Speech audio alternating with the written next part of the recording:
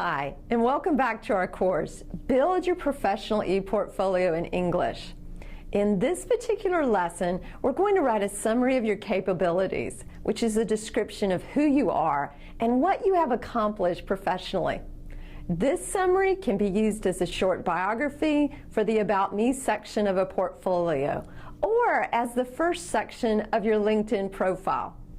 The summary of your capabilities is a common part of most resumes and can be a great add to your ePortfolio page. Your summary should consist of 3 parts: an introduction of you, your accomplishments, and your skills. Let's look a little closer at each of these parts and how to write them effectively. The first part of your summary is the introduction. This should be 1 to 2 sentences containing what you do, what your goal is right now, and your unique qualities. This part will give the viewers a quick overview and a general impression of who you are as a professional. In the first sentence, start with your job title and your years of experience. For example, you could write, I'm an accountant with 5 years of experience. I'm a teacher with 8 years of experience. Then, you will write your current goal. For example, I am seeking employment, or I'm looking for new opportunities in the field. You'll notice that in both examples, we use the be verb, followed by a main verb in the ing form.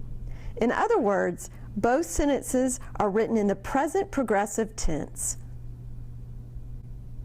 So, we've looked at 2 short sentences so far. But to make your writing look a little more sophisticated, let's combine them into one. The easiest way to do that is by using a comma and the word and. Your new sentence should look like this. I'm an accountant with 5 years of experience, and I'm seeking new opportunities in the field. Let's say you're a graphic artist and want to connect with others. Which would be the best choice for your first sentence? Now let's write a sentence that contains 2 essential qualities you have. Qualities are normally expressed by using adjectives. So to write this sentence, select 2 adjectives that best describe you. For example, my friends and colleagues, co-workers, probably would say, I'm a caring and dedicated professional. What would your friends or colleagues say about you? Try to complete this sentence with adjectives that best describe your professional qualities. That's it for our introduction. Let's move on to the second part of your summary, where you'll highlight your accomplishments or things you did. In this part, you will write 2 to 3 sentences that include details of what you did and completed. For example, if you're a carpenter, you may write, I built custom kitchen cabinets. And if you're a researcher, you might write, I composed a scientific article. For these sentences, you want to use past tense, since these are things you already did. Here are some verbs you can use to describe your accomplishments. To make sentences longer and more descriptive, you can add information about the client, the place, and the time. To add the client, use for plus person or persons. I built custom kitchen cabinets for 12 clients.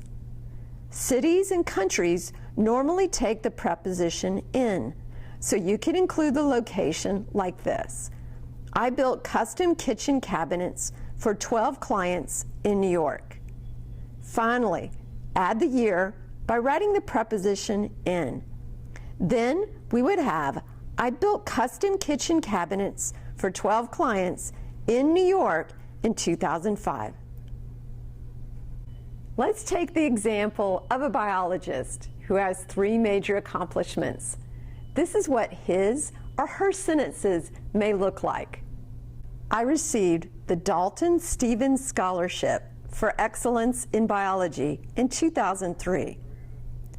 I managed 8 people for DE Lab in San Diego in 2009. I restructured the lab for ABC Hospital in Boston in 2004. To connect these sentences to the paragraph and make them sound more unified, you can add a few words to connect your ideas, such as first, second, or third, or add transition words, such as also, in addition, or finally. All put together, it could look something like this. First, I received the Dalton Stevens Scholarship for Excellence in Biology in 2003. Additionally, I managed 8 people for DE Lab in San Diego in 2009. Finally, I restructured the lab for ABC Hospital in Boston in 2013. Now that you know how to write your greatest accomplishments, we are going to talk about the final part of your summary of capabilities, which is to include a sentence with any other additional skills. This sentence is going to close your summary and present a list of skills that are relevant to your area of expertise. For example, your closing sentence could look like this. My skills include computer programming and web design. Or, I'm as skilled in computer programming and web design. If you want to include language skills, level up proficiency can be given in 3 main levels: beginner, intermediate, and advanced. You can write the name of the language followed by the proficiency level in parentheses like this. How would you complete this sentence with your skills? That's it for the summary writing process. Make sure to check out the additional resources I've added to this lesson. So let's review. In this lesson, we've learned how to write an effective summary for your ePortfolio.